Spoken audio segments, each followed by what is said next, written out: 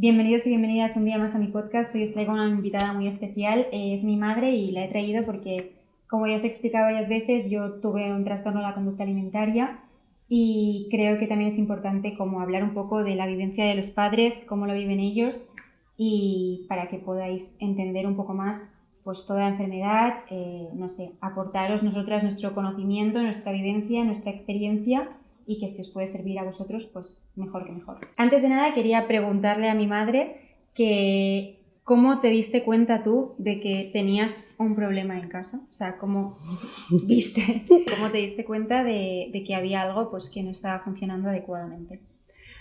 La verdad es que una de las cosas que aprendimos en los grupos de terapia y que se repetía mucho con los otros padres era que, como suele pasar en la adolescencia, se confunde mucho con una adolescencia pues mal llevada, ¿no? Los cambios de caracteres, la obsesión por cuidar el cuerpo, el cambio a las alimentaciones más sanas. Entonces, como que no te das cuenta. Y eso me gustaría enlazarlo con algo que te he comentado, que quiero que quede súper claro, de la culpabilidad, de la culpa, ¿no? De que ojalá no nos sintiésemos culpables porque la culpa te entorpece por no haberte dado cuenta antes. Y muchos padres se quedan ahí bloqueados y se quedan con el sufrimiento y el dolor y lo que se necesita pues es estar fuerte, ¿no? Claro, porque al principio muchas veces, o sea, como no es un cambio tan drástico o no lo ves tan... Hay casos en los que sí que igual pues, se ve enseguida, sí. Pero hay otros casos, como por ejemplo el mío, que fue poco a poco. O sea, realmente empezó como más mental, más comiéndome yo a mí misma por dentro y luego se empezó a exteriorizar y físicamente al convivir conmigo día a día no se nota. O sea, cuando tú estás 6 meses sin ver a una persona y de repente ves un cambio físico te das cuenta, pero cuando lo vives cada día pues no es tan palpable. No, y sobre todo eso, ¿no? Que coincide con la adolescencia, puede ser muy lento. Yo recuerdo que como nos juntábamos con muchísimos padres en las terapias de los 2 centros en los que estuvimos y después yo también fui a una fundación que súper recomiendo acercarse a conocer y entender la enfermedad a cualquier fundación que tengáis cerca de vuestro domicilio. Pensad que cuando vuestros hijos accedan al tratamiento, vosotros deberíais de estar preparados como padres y hay un montón de personas que se dedican a colaborar para ayudarnos y para entender la enfermedad, que es muy importante. Y había gente que de golpe decía, es que en 3 meses perdió muchísimos kilos, ¿no? O ganó muchísimos kilos. Y entonces decíamos los padres que ya llevábamos más tiempo, ¡qué suerte! Y era como en plan... Te das más cuenta. Sí, claro, pero los que era más lento es muy difícil de detectar, es muy difícil de detectar. De hecho, yo a Nerea nunca la pillé vomitando. O sea, yo tuve la suerte de que alguien me dio la alarma, pero bueno, es muy difícil de detectar. No penséis por qué no me he dado cuenta, pensad, ya está, estoy aquí, estoy en ello y para adelante. Y personalmente, o sea... Tú a mí siempre me has trasladado que yo de pequeña pues era una persona súper alegre, sin miedos a nada. Es verdad. Que, bueno, no sé, como muy extrovertida, muy abierta. Sí. Es verdad. Eso tienes razón, me lo acabas de hacer recordar. Un cambio de carácter. Claro. Sí, de hecho yo siempre digo ahora que hay 2 Nereas, ¿no? La de antes de... Bueno, 3, ¿no? Bueno, sí. Pero hablando de cuando estabas de niña y después con la enfermedad, ¿no? Y es verdad, empezaron los miedos a todo, la obsesión por cuidar de la alimentación desde un punto de vista de la salud, que se vende súper bien porque comen mucho más saludables que la comida que hace la mamá cuando empieza a hacer los estofados o los calditos o las sopas. No, ella es muy, muy saludable, todo muy saludable, la lechuguita, tal. Entonces, bueno, vas entrando ahí. Ese cambio de carácter, ese cerrarse, meterse cada vez más en uno mismo, hacer cambios de humor muy bruscos. Pero, insisto, lo que puedes llegar a confundir con una adolescencia mal llevada. Sí, una mala adolescencia. También, o sea, este fue en mi caso. O sea, nosotras vivimos esta experiencia, pero obviamente hay miles y millones de casos diferentes y muchas personas podéis sentiros identificadas con lo que viví yo y lo que me pasó a mí, pero esto que nos pasó a nosotras no es lo que suele pasar siempre. O sea, hay muchas cosas que se repiten. Sí.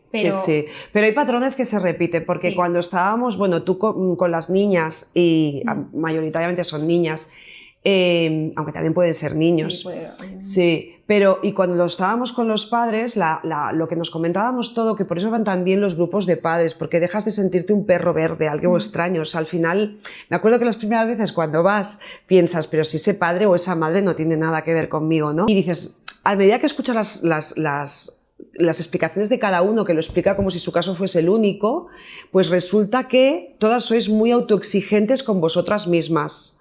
Todas os reconocéis muy poco vuestros éxitos.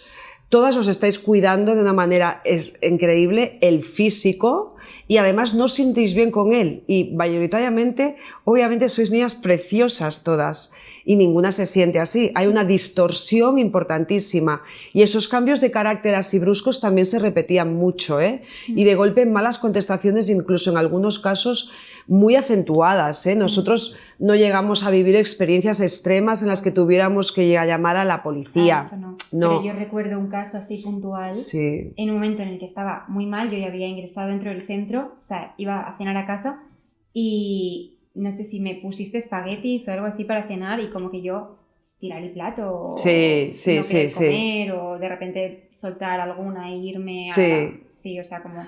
Es que hay una actitudes... cosa que te marcan desde el principio los psicólogos, los terapeutas, que eso es algo que también quería dejar súper claro, que hacer caso a los terapeutas.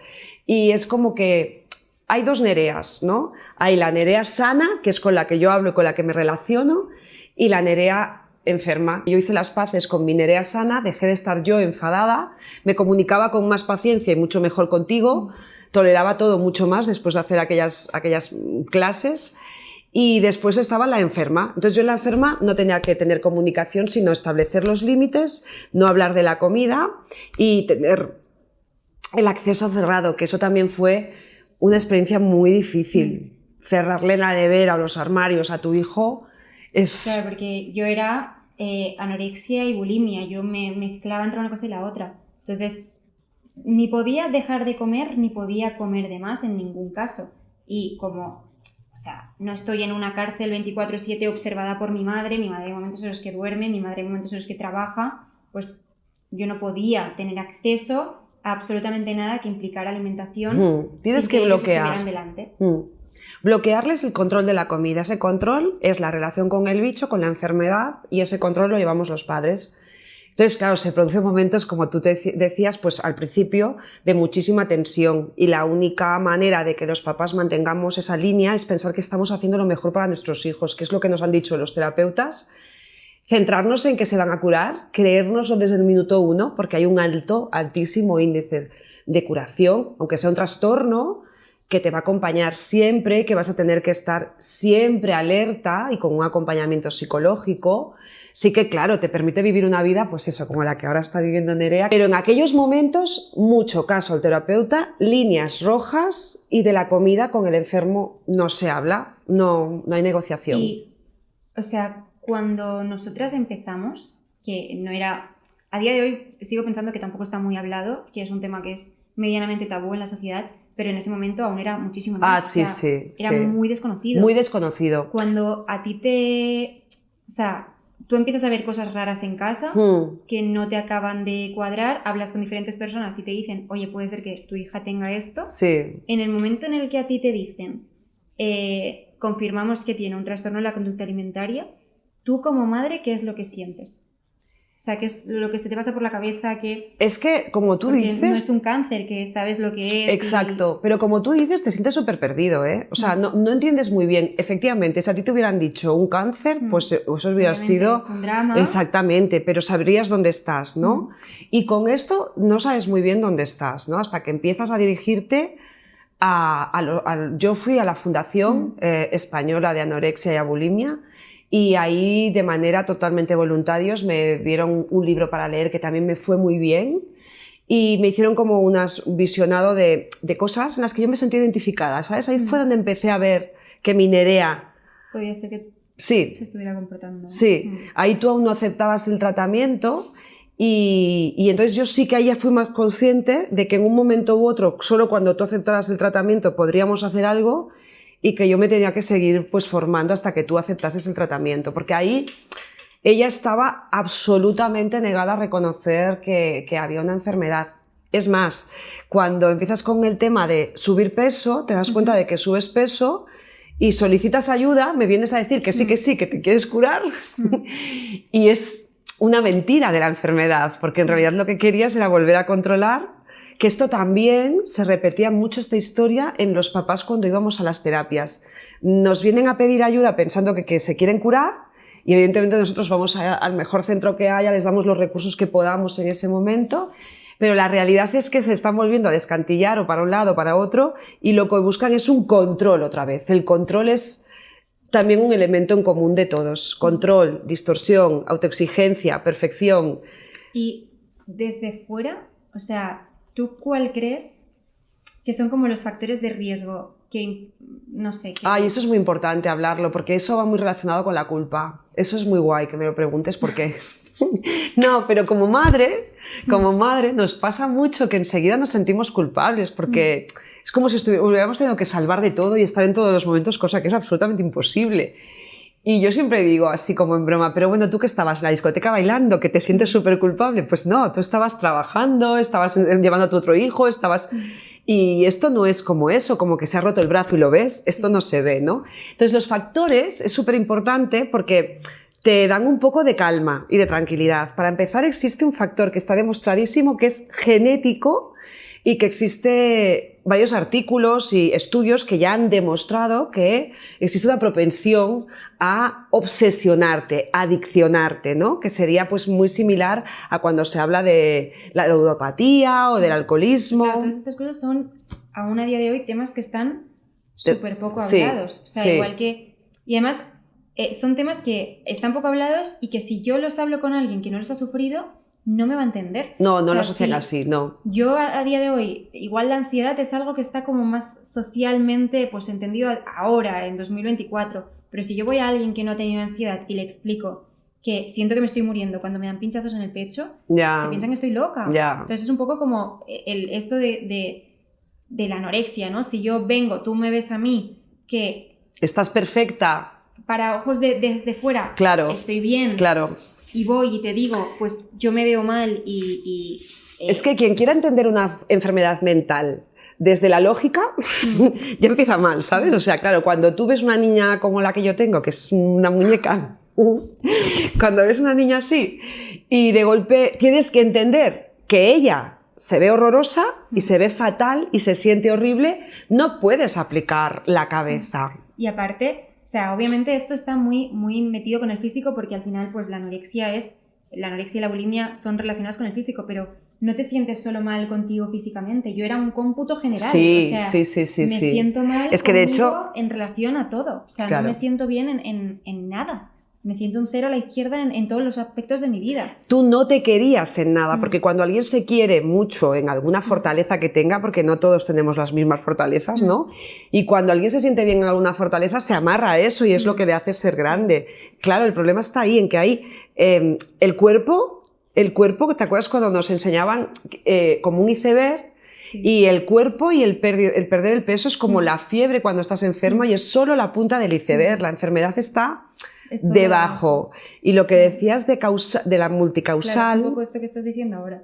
Es esto. O sea, ¿cuáles son los factores de riesgo que hacen que la montaña siga subiendo y que de repente tú cojas esto, lo que consideras tú, factores de riesgo, pues que hayas visto más o que... Sí, se repetía mucho, pues familias disfuncionales, ¿no? O sea, a mí no me gusta clasificarme así porque yo creo que somos una familia súper funcional. Pero muchas veces hasta que pasas por una enfermedad de esta no eres consciente de cosas que has hecho con la mejor de las intenciones y es muy bueno escuchar sin sentirte atacado, partiendo siempre de pensar que, jolín, es que lo hice lo mejor que...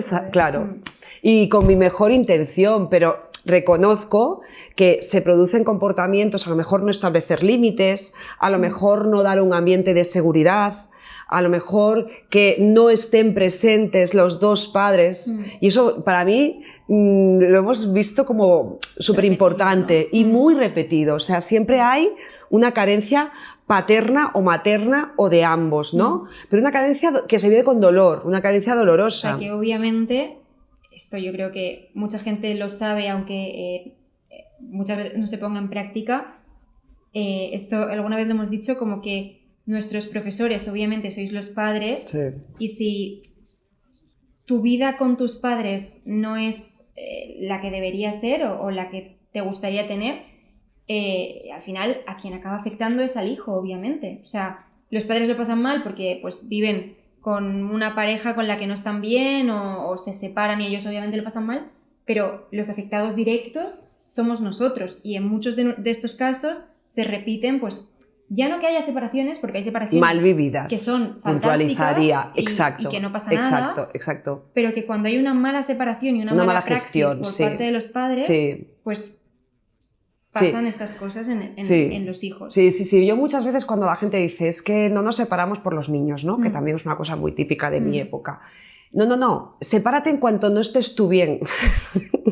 Porque aquí lo más importante para que tus hijos estén bien es que vosotros dos estéis bien y presentes en la vida de vuestros hijos, ¿no? O sea, te separas de tu pareja, no te separas de tus hijos. Entonces, que los dos estéis bien y presentes en la vida de tus hijos para que se viva sin dolor y sin drama. Porque, claro, tienden a obsesionarse, a dramatizar, y cuando ellos nos digan cosas de cómo se sintieron, no nos tenemos que sentir heridos y en plan atacados. Es cómo se sintieron ellos, los niños, en aquel momento, cómo veían aquella película Disney que se habían imaginado y que se estaba deshaciendo. No quiero centrarlo solo en los papás separados. Muchas cosas, Sí, sí, sí, sí. Pero después estamos hablando de la parte genética, hereditaria, además.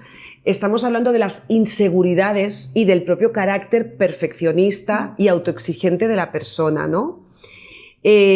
No necesariamente son exigencias que le vengan de fuera, aunque son niños que tienden a adiccionarte a ti como papá a pedirles más, porque son tan perfectos y lo hacen todo tan bien que muchos de los papás que venían eran de niñas que tocaban el piano, nadaban, sacaban súper buenas notas, hacían inglés, no sé cuántos. O sea, tú tienes a la niña perfecta y de golpe tener la valentía de decir mi hija no está siendo feliz en ningún momento, ni en un segundo, porque nunca acaba de disfrutar el éxito de lo que ha conseguido. Esto era así. O sea, la cosa es que tú, claro, te sientes tan mal contigo mismo por cosas que realmente, pues eso, ¿no? Lo que estamos diciendo son diferentes causas que probablemente no depende de ti ninguna.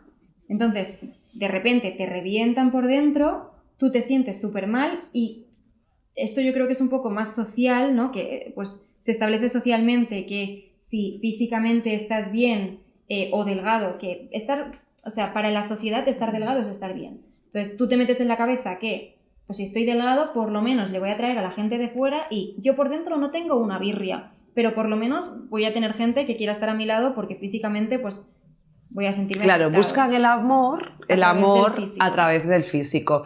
Yo creo que eso es muy importante decir, que es el trasfondo de todas las enfermedades mentales, que es el buscar la protección, la seguridad, el amor. Se sienten inseguros, sienten muchísimos miedos, y son obsesivos y transforman la realidad, con lo cual no nos hemos de sentir como padres responsables y atacados, sino que les hemos de agradecer que nos cuenten cuál es su realidad, ellos cómo lo ven.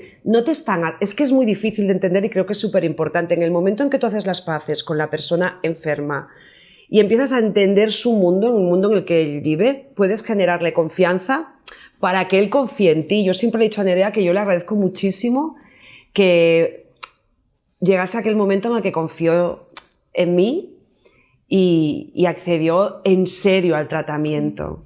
Costó, pero...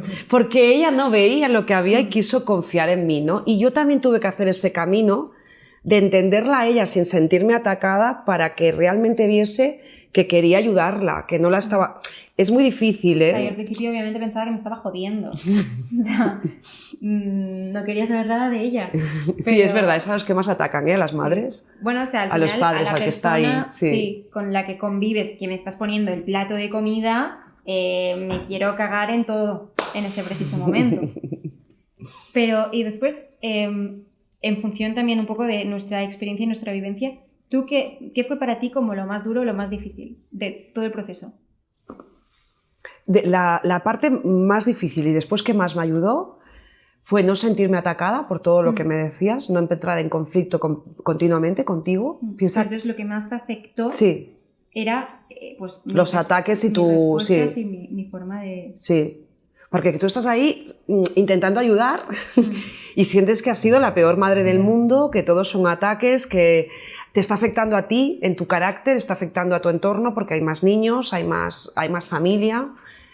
Tampoco tienes, como tú has dicho, un entorno que entienda qué te está pasando, tampoco lo quieres explicar porque a lo mejor estás tan cansada que el rato que estás fuera para salvar tu mente, que eso es muy importante, cuidar al cuidador, no puedes estar expandiendo en todos los lados algo que no se entiende y que como que te cansaría demasiado como para que... Estar 24 horas con eso en la cabeza. Entonces prefieres irte y no contar, entonces estás muy sola con la enfermedad. Entonces es conflicto continuo contigo, sentirte continuamente atacada, y lo que más me ayudó fue entender y aceptar que estaba ante una persona con una enfermedad mental y que había mi Nerea que teníamos que recuperarla y el bicho que había crecido mucho, mucho, mucho y que se había comido, pero que era recuperable mi hija, ¿sabes? O sea, entonces a mí me ayudó mucho entenderlo así y creo que todo cambió a partir de que yo concilié con tu parte sana, ¿sabes? ¿Y hubo algún momento dentro de, o sea, como que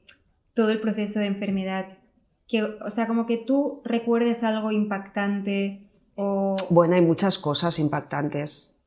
Hombre, porque, a ver, es que para empezar la distorsión ya es impactante. Pero es que es una locura que tú oigas a una niña lista, sana, inteligente, bella, pues sintiéndose tan absolutamente mal consigo misma. Eso es una locura, es una locura. Entonces, eso duele muchísimo. Es que si fuera un brazo roto se lo podrías curar, si fuera un riñón que no funciona se lo podrías poner, pero hacer un camino que... ¿Te acuerdas, Nuria? Que siempre nos decía de subida y bajada, subida y bajada. ¿Crees que vas por el buen camino? ¡Bum! Volvemos a chocar. ¿Crees que vas por el buen camino? ¡Bum! Volvemos a bloquearnos, volvemos para adelante, para atrás, para adelante, para atrás. Hay muchos momentos en los que cuando hicimos el ingreso, el día del ingreso es un día que yo siempre recuerdo con muchísima emoción, ¿no? Porque yo me quise centrar en que era un gran día, ¿no? Porque habías aceptado el tratamiento, pero...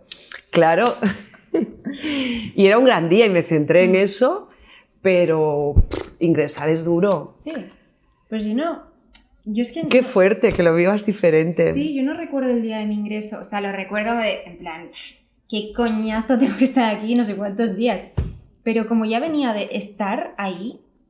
Ya, porque tu vida ya estaba parada hacía Claro, mucho o sea, tiempo. Yo ya no tenía... Eso fue como, vale, ok, no tengo nada, pues voy a seguir sin tener absolutamente nada. Es que básicamente la pena de esta enfermedad es que pueden ser funcionales en un mundo don perfecto del que no van a disfrutar nunca de los momentos de felicidad, porque no les deja su propia obsesión y su falta de amor hacia sí mismas. O sea, realmente lo que te ayuda... Entonces tú ya llevabas, perdón... No te preocupes, dime. Tú ya llevabas mucho tiempo, entre comillas, y queda muy feo, pero muerta en vida. Entonces para ella fue un paso más. Para los padres, yo te tenía en casa y estabas viva. Y yo no veía en esas alturas del ingreso lo infeliz que eras. Para mí, pues eras una adolescente... Problemática. Muy problemática, muy difícil, con un carácter del culo, ¿sabes? O sea, pero no era tan consciente hasta que te quedas ahí y ya no estás en casa. 24 horas. Y durante los primeros días no te dejan hablar. No te puedo ver. No sé en manos de quién te he dejado. Los compañeros que tienes pueden estar mucho peor que tú. Sí, puede. Entonces eso fue como el más impactante. Pero después, desde mi perspectiva, yo siempre, incluso a ella le he dicho, es que yo os recomiendo a todo el mundo mundial hacer un ingreso. O sea, obviamente si lo haces tú porque te da la gana, no te va a servir de... Bueno, igual te sirve de algo, pero tampoco te va a servir como me sirvió a mí, de estar en un sitio en el que te imponen constantemente lo que tienes que hacer, que tú no estás muy bien entendiendo qué está pasando y realmente te encuentras encerrado entre cuatro paredes con gente que no conoces y empiezas a darte cuenta de, ostras, qué suerte tengo de poder llegar, es una chorrada, pero poder llegar a mi casa y ponerme en la tele lo que me da la gana, poder llegar a mi casa y ponerme el pijama si quiero, yo decía todo el rato, salir a pasear por la playa. O sea, para mí era como, en plan, digo, pues nunca voy a la playa, ¿sabes? Pero estaba ahí y era como, tío, quiero salir a pasear por la playa. O sea, es como que aprecias, porque una de las cosas que nos pasan a nosotros es que al final, todo es lo que has dicho antes, todo es como súper negativo, todo muerto en vida. Es negro, todo mal. Entonces vas ahí y dices, vale, esto sí que es todo mal. Voy a mi casa y tengo un montón de cosas que realmente merecen la pena. Es un quiebre, es empezar a aprender y valorar otras cosas, acompañado psicológicamente y confiando no en lo que tú sientes y en cómo te sientes, sino en lo que recibes también de alrededor. Porque no se cura así porque te metan al ingreso, tú sigues distorsionando, sigues sintiéndote mal, pero claro, es pum, pum, claro, no te puedes mirar en un espejo. O sea, en el ingreso no te miras en el espejo. No te puedes pesar. No, obvio. Pero eso ya nunca, No, o sea, es como si te dijesen, vale, pues te quito la droga, que es la alimentación, y empezamos a vivir todo lo demás. Te tienes que peinar el pelo, te tienes que poner cremas, te tienes que duchar, tienes que poco a poco te voy a permitir que salgas a pasear, que valores esto, que valores lo otro. Y es un desintoxicarte del control que tienes sobre la comida. Y empezar a ver todas las otras cosas que tienes en tu vida y que has dejado de ver. Otra cosa que yo creo que es un miedo bastante común, claro, nosotras estamos mucho tiempo controlando nosotras lo que comemos, entonces llega un punto en el que te piensas que si tú empiezas a comer vas a empezar a subir de peso, no va a tener fin nunca, y que tu cuerpo, o sea, como que tú no le puedes permitir a tu cuerpo comer, porque si tú le permites a tu cuerpo comer, no es como el cuerpo de los demás que pueden comer y no les pasa nada, que el tuyo va a ser diferente y va a engordar un montón por comer normal. Bueno, entonces ahí te das cuenta que hay paranoias, de que realmente no es así, o sea, que tú vale. vas ahí, claro, digo, tú cuando estás enfermo al principio es lo que te piensas, que tú no puedes, que los demás pueden porque tienen esa suerte de Dios, pero que tú no si puedes. Empiezas a comer vas a engordarte como una ballena. Entonces llegas ahí y te das cuenta de que comes normal y no pasa nada. O sea, obviamente si estás en infrapeso, pero porque es que si estás en infrapeso, mañana te puedes morir. No, o sea, pero claro si estás en un cuerpo normal y corriente, tu cuerpo va a seguir siendo normal y corriente. Que lo sano y lo saludable es estar en un cuerpo normal. Sí, pero es como lo de cuando tienes miedo a volar y te vas acercando al avión hasta que subes al avión, ¿no? Pues un poco es perder el miedo, el mismo ejemplo que estás poniendo. Claro, o sea, es que al final lo que durante tanto tiempo se le hace al cuerpo no es gratis, porque al final, pues eso, nuestro cuerpo es nuestro templo, deberíamos de cuidarlo y si lo tienes sometido a un poco cuidado, pues al final te va pasando factura. Yo, sobre todo, quería decirles eso a los padres, que busquen ayuda de profesionales, que no se sientan culpables, que la culpa aquí no coge, es como si te estuvieses sintiendo culpable de cualquier otra enfermedad de tu hijo, ¿verdad que no lo harías? Pues porque de esta sí, ¿no? Es una enfermedad mental como cualquier otra. Ayuda de profesionales y después sobre todo lo de no sentirse culpables para mí es muy importante. Culpables no, perdón, atacados. No sentirte culpable y no sentirte atacado. Y si tuvieras que dar como un consejo, esto ya pues fuera de TCA, aunque también lo englobamos, ¿qué crees que es lo más importante para mantener una buena salud mental? O sea, ¿tú qué crees que hay que cambiar o qué cambiarías o qué le dirías a la gente para, pues no sé, empezar a quererse más o para darse cuenta y querer parar? O sea, imagínate es fundamental lo que has dicho. Con una persona que tiene un trastorno de la conducta alimentaria y sabes que no va a querer poner fin porque está en el proceso de tener un trastorno de la conducta alimentaria, es maravilloso. ¿Qué mensaje le darías a esa persona para que rebotara algo dentro de ella y realmente pues quisiera ponerle fin? Yo le puedo decir lo mismo que te decía a ti, pero al final todo el mundo tiene su camino. Está viviendo una vida en blanco y negro, está viviendo una vida en gris. Claro que puede llegar a tener un trabajo, puede llegar a sacar todos sus alientes, puede llegar a tocar música, pero no va a saber lo que es la verdadera felicidad, lo que es vivir la vida en colores. Y eso es lo que yo notaba en Nerea desde que era pequeña, desde que empezó con todo esto, porque era muy jovencita. Yo decía, mi hija es perfecta, es maravillosa, pero yo no la veo brillar, que los ojos te chispeen, como aquella Nerea de la que yo te hablo cuando eras pequeña. A los padres decirle que sean valientes, porque que vivir toda una vida sin sentir la felicidad no tiene sentido. Y al afectado darle el tiempo y la comprensión, porque es que si no lo comprendes, si lo acompañas, por mucho que le digas, él necesita su tiempo. También por parte de los padres o de las personas que acompañan, que hay un momento, o sea, esto yo creo que un poco en general en la vida, en el que tú también tienes, o sea, obviamente todos tenemos que mirar por nosotros mismos, ponernos como a nosotros, ¿no? En la parte superior, que esto es algo, justo la semana pasada hablaba un poco de poner límites, que yo es algo que siempre, o sea, que hago bien, o sea, que pongo bien los límites, y hay gente como a ti que puse de ejemplo, a mi madre le cuesta mucho poner límites. Sí, eso es verdad. Y cuando eres una persona que te cuesta tanto poner límites, el ver que, pues en este caso, tu hija se está matando, obviamente es súper difícil en un momento decir, tío, yo tengo que ser también mi prioridad. Muy bien. Qué bonita eres. Pues sí, eso es verdad, también.